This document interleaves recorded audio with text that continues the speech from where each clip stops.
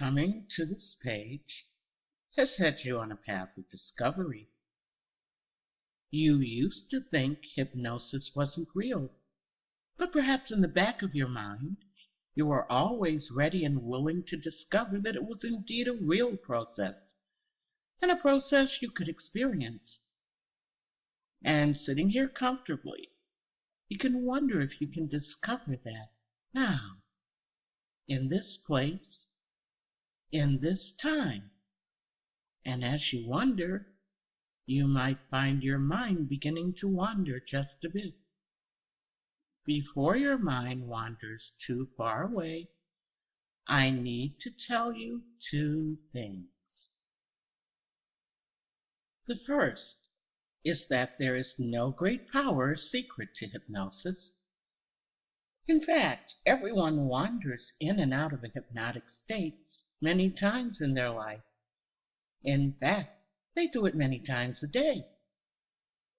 Daydreaming, getting totally absorbed in a good book, or forgetting your surroundings. Every one of these is a hypnotic state.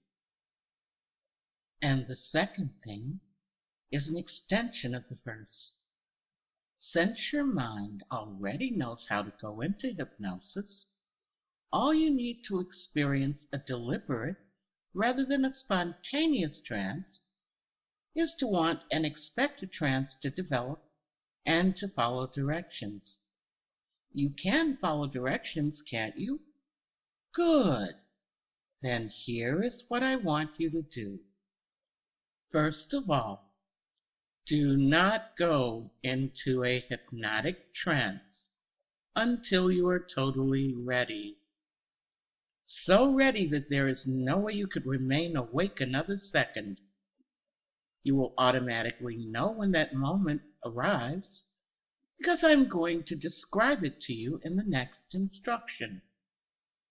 Now I want you to stretch out your dominant hand and raise it slightly above your shoulder level, say about 2 inches.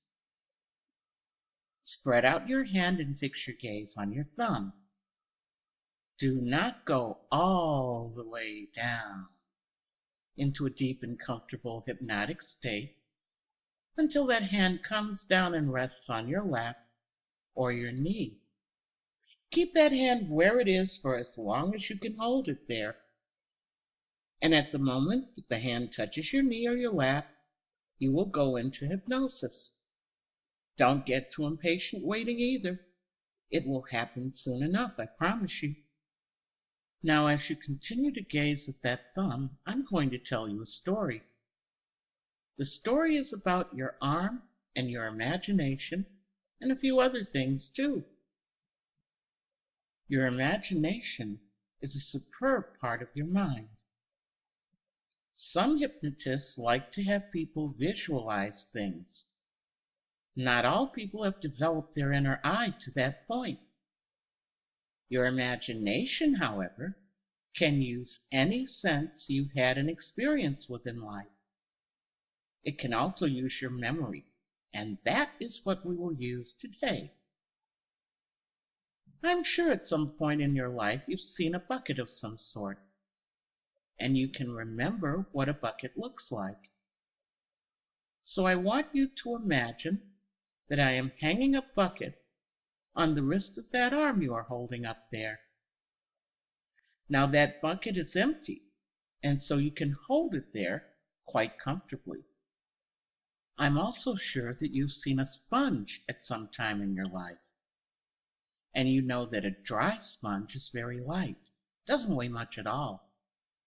Fill that sponge with water, though, and it weighs about 10 times as much.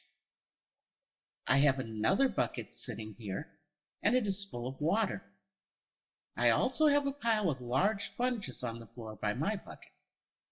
Now, the next part of the story involves the laws of physics. Long ago lived a man named Isaac Newton. One day he was sitting under a tree writing down notes. This was said to be an apple tree. One of the apples fell off the tree and struck him on the head, leading Newton to the law of gravity, also known as what goes up must come down. While I've been telling you this, I've also been dropping the sponges into my bucket. In your imagination at this moment, all that is on the floor and visible is the bucket and no sponges at all, because all of the sponges are now in the bucket and absorbing as much water as they can. Ah, I totally forgot to tell you how many sponges there are and how much water that bucket holds. That is a 1-gallon bucket, quite small as buckets go, really. But if you've ever tried to carry one when it is full of water, you will remember how glad you were to put it down when you got it where you wanted it. Yes? Since there are 10 sponges, each one must hold 1/10 of a gallon of water in order for them to absorb the entire bucket. And now for another law, connected to what goes up must come down. Fatigue is a result of muscle work. Your muscles will have to work to keep that bucket on your arm up in the air, as every wet sponge will make the bucket heavier. And I forgot something else too, just to make it more interesting.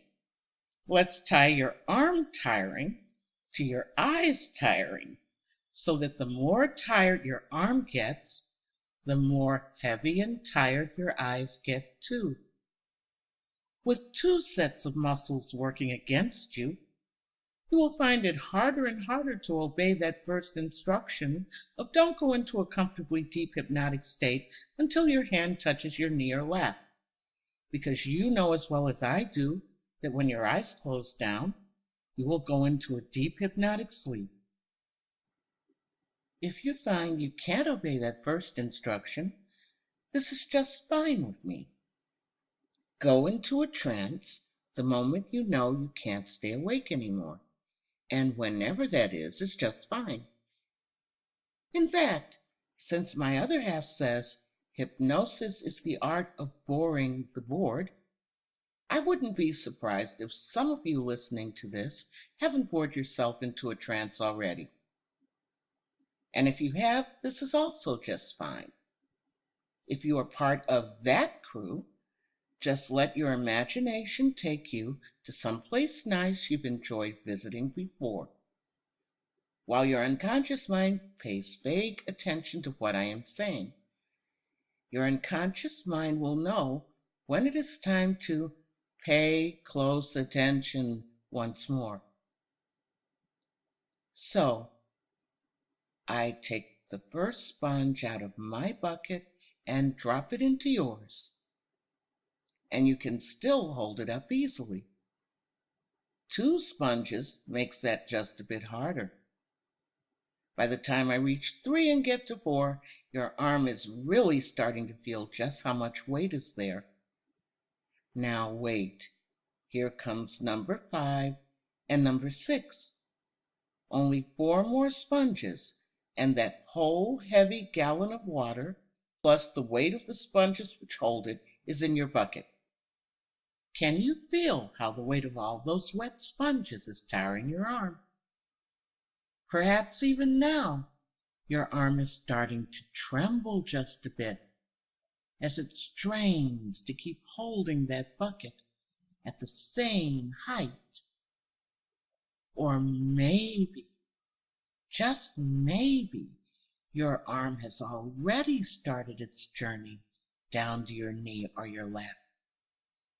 Maybe I don't have to drop any more than 7, 8, 9 sponges into that bucket. But just to make sure, I will drop sponge number 10 in just a moment. And when that happens, if it hasn't happened already, that bucket becomes so heavy that your arm will not remain in the air. It must fall gently to your knee or lap. And as your arm falls, that imaginary bucket vanishes, and your eyelids become so heavy that they fall shut and stick closed. Arm too heavy to lift, and eyes too heavy to open. And I want you to just feel how that heaviness spreads out from your eyes and your arms to the rest of you.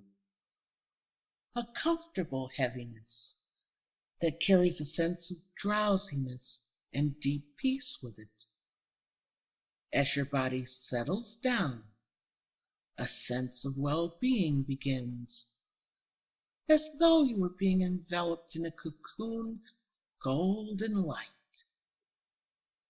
A golden cocoon whose light invigorates, while it causes every nerve, cell, and atom in your body to become a puddle of deep and sleepy peacefulness. That puddle growing larger and deeper within the golden cocoon. Your body puddle will continue to enlarge and deepen until I tell you to wake up in a while. You've now achieved a nice deep hypnotic state, and you can and will continue to deepen that state with every experience you have while hypnotized. A lot of hypnotists like to do a formal deepener, but it really isn't all that important. Everything you do in a trance just makes that trance more and more profound. This next exercise will use your memory of color. I think everyone has a favorite color. I have no idea what yours might be. And as all of the crew who dropped off in the early stages of this file, remember to come back now if you haven't already done so, and pay close attention from this point forward.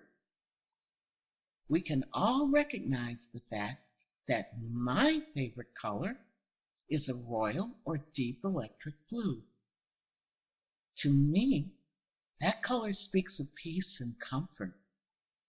And here in this deep and comfortable hypnotic trance, that color will speak of this to you also. Think of that deep royal blue and become even more of a deep and drowsy puddle. Do that again, and your body puddle actually turns royal blue as you drift even deeper and get even sleepier. And because you are enjoying this experience so much, you are enjoying yourself, aren't you? You can allow your unconscious mind to give you a gift born out of this trance experience. You and I will most likely never meet, either in person or online, though you can find me online if you wish to. But due to the uncertainty factor here, I would like to give you and your wonderful unconscious mind the gift of re-entry into trance whenever you wish it and where it is safe for you to hypnotize yourself. And because of that little uncertainty factor, I'd like, with your permission, to keep a tiny piece of that gift for myself. I do this for your safety and continued well-being, which reminds me of another story. This story comes out of a true experience. Many, many years ago, I went to my first hypnosis convention. There was a young gentleman there who wanted to learn self-hypnosis, and being the hypnotist that I am, I taught him, giving him the gift of a self-induction trigger, just as I am giving you today. And like today, I kept a tiny piece of that gift in this form, which with your consent will also apply to you now. The trigger I give to you, should we ever be able to chat in person or online, I will be able to use to hypnotize you instantly, if you wish me to trance you. And should you ever place yourself in hypnosis in such a way or in such a place that you will be either in physical danger or in an embarrassing situation thereby, and I am in your physical presence, I will be able to take over any trance you have induced in yourself for your own safety and well-being at my personal discretion. I don't remember just what trigger I gave this lad, but at the convention banquet that evening, he felt the need to show off his new ability. Luckily for him, I was seated next to him, because he dropped into trance so deeply and so fast when he applied that trigger that he nearly put his face in his plate. Now, if by some odd chance this gentleman is hearing this file, he will remember this incident and laugh within. For I noticed out of the corner of my eye, and I said, "Freeze, right there." He became a statue, and I said, without waking, "Open your eyes and see what you are about to do." He opened his eyes, but because of the freeze command, that was all he could do. Look. Now you are a fish on a line, and I am the fisherman. I am reeling you in. And I made the exact motion of a rod and reel line being wound. As I did this, his body gradually straightened up until he was upright in his chair at the table once more. I then awakened him, told him to finish his dinner, and after the banquet, told him this was the exact reason I kept a piece of his gift. And now for your own trigger gift. It may not be today, and it may not even be tomorrow, but at some point in the near future, your unconscious mind will find a small object which is royal blue in color. That single object, and no other object of that color, will hypnotize you when you hold it in your hand and look at it with the wish to go into hypnosis. No other thing which is royal blue will have the power to entrance you at all. Only the single object your unconscious picks for you when it makes its decision. And the induction piece of the gift I hold on to for us both is that if we ever meet online or in person, I can ask you to call up that object in your memory, and the memory will act just like the actual thing and entrance you just as deeply. I will only do so if you tell me you wish to be hypnotized by me. No other voice and no one's text can do this for you. And you know the sound of my voice very well. No hypnotist, having heard this, can ask you to hallucinate my voice asking you this, as you have to tell me personally that you wish to be hypnotized, so it will not work for anyone else. If such a hypnotist should tell you he or she is now me, that hallucination will be and will remain incomplete. I forbid your unconscious mind to place the sound of my voice within a hallucination of any type if the hallucination has not been induced by me personally, and if the voice sound on any such hallucination is not exact. That person is not me. Now 2 more gifts, and then you can wake up again. First is that you will feel like living, breathing dynamite when you wake up. Absolutely on top of the world. Unstoppable confidence attends everything you do for not only today, but the rest of the week. You will have the answer to every problem you face at your fingertips. Gift of the wisdom of your life experience. And if you don't have the answer yourself, your unconscious will point you in the direction of someone who does. Second, from this point forward, you will sleep like a baby every night. Either pleasant dreams or no dreams at all. This is an either or, black and white order. There are no shades of gray possible here. And you always wake from hypnotic trance feeling better than you did when you went in. And now, in a moment, I will wake you from your trance.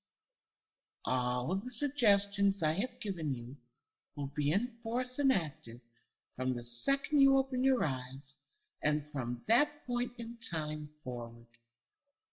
Hypnosis is such a natural and normal state, and I know you have found this little trance break to be enjoyable. There are many ways to awaken from hypnosis. Some hypnotists use a count-out. Some snap their fingers and cry, "Wake!" Here is a much more gentle and natural way, and you will awaken fully using it, remembering you absolutely cannot get stuck in hypnosis. Simply call to mind your actual surroundings, the shape of the room, the feel of the chair or bed you are in now. Bring to mind and feel each part of your body, not as a relaxed puddle, but as head and neck, arms and legs, feet and hands, chest, tummy, back, and buttocks. Now take a big stretch and a deep breath, feeling full awareness and alertness return. Open your eyes now and welcome back.